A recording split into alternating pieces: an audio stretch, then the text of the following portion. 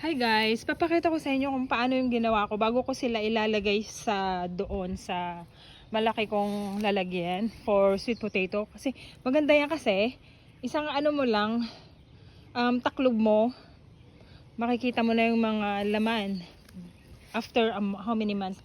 Ito naman yung mga ibang kamote ko. May A-frame yan eh. Halos parang ganito yan. A-frame. Dalawa yan. Tapos, eto, kangkong sa kabila. Madali lang tumubo yan. Pero dito sa gilid, kaya nilagyan ko ng A-frame ito. Dito sa gilid, nilagyan ko ng ampalaya. Adoti, napait nga kanin. Na sustansya. Ngumtata, taandak nga agmulati kastoy.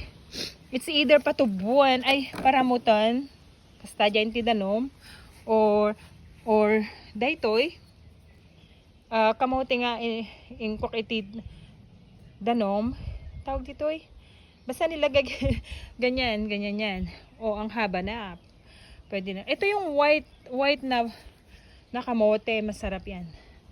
Ito, nung bumili ako ng kangkong, medyo matigas, kaya nilagay ko, yan pwede na rin.